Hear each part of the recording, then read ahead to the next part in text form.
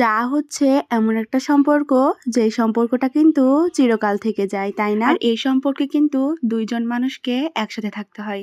তো আলহামদুলিল্লাহ আমরা আমাদের বাড়িতে 3টা যা, সবাই একদম বোনের মতো। তো আসসালামু আলাইকুম সবাইকে। সবাই কেমন আছেন? আশা করি সবাই অনেক ভালো আছেন। আলহামদুলিল্লাহ আমরা অনেক ভালো আছি।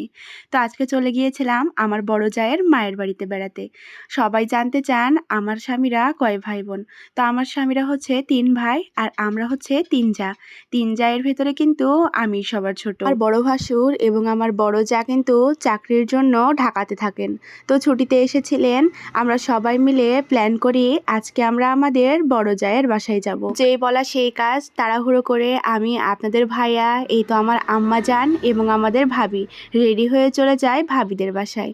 তো যাওয়ার পথে আমরা আইসক্রিম খেয়ে নিচ্ছিলাম। সেই দিন কিন্তু প্রচুর পরিমাণে গরম পড়েছিল আর আমাদের বড় ভাইয়া বাইক নিয়ে পেছনে আসছিল। আমরা 3 জায়েই কিন্তু গ্রামেরই মেয়ে এবং গ্রামেরই বউ।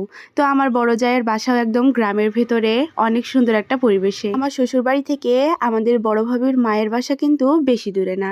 তো এই তো চলে এসেছি বড় জায়েদের বাসায়। সেই দেখি আমার বড় ভাবির ছোট বোন অনেক কিছু রান্না করে ফেলেছে। সে ছোট মানুষ হলেও কিন্তু বেশ ভালো রান্না করতে পারে। তার হাতের রান্না কিন্তু অনেক অনেক বেশি মজা।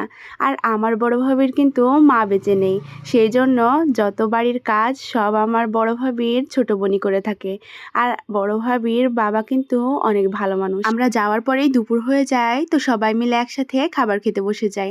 সবাই মিলে খাবার খাওয়ার কিন্তু মজাই আলাদা। অল্প সময়ের ভেতরে আমাদের ছোট বোনটা এদিকে শুটকি দিয়ে চচ্চড়ি, গরুর মাংস, মুরগির মাংস, ডাল অনেক কিছু রান্না করে ফেলেছে, এমনকি পোলা ভাতও রান্না করেছে। তো সবাই মিলে একসাথে খাবার খাচ্ছিলাম। আমার বড় ভাবিদের বাসা কিন্তু মাটির, তো আমরা সবাই মিলে একসাথে মেঝেতে সব ফেলে একসাথে খাবার খাচ্ছিলাম। সবাই মিলে মেঝেতে সব পেরে খাবার খাওয়ার মজাই আলাদা। তো শুধু শুটকি মাছের চচ্চড়ি এবং ডাল দিয়েই ভাত খেয়েছি। 2 তরকারিটা যে এত বেশি মজা হয়েছিল কি বলবো। তো খাওয়া দাওয়া শেষ করে আমরা একটু বিশ্রাম নিচ্ছিলাম। আর ভাবিদের বাসা যেহেতু মাটির বাড়িতে কিন্তু অনেক অনেক বেশি শান্তি। গরমের সময় মাটির বাড়ি সবসময় কিন্তু ঠান্ডা হয়ে থাকে। খাওয়া দাওয়া শেষ, এইবার ভাবি আমাদেরকে দই মিষ্টি খেতে দেয়।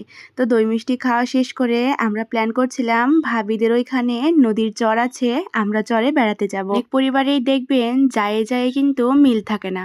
তো আলহামদুলিল্লাহ আমাদের পরিবারে আমাদের 3 জায়ের মধ্যে এত বেশি বন্ডিং, সেটা আর কি বলবো। তো সবাই বেশি বেশি দোয়া করবেন আমরা 3 জায়ে যেন সারা জীবন এইভাবে বোনের মতো থাকতে পারি।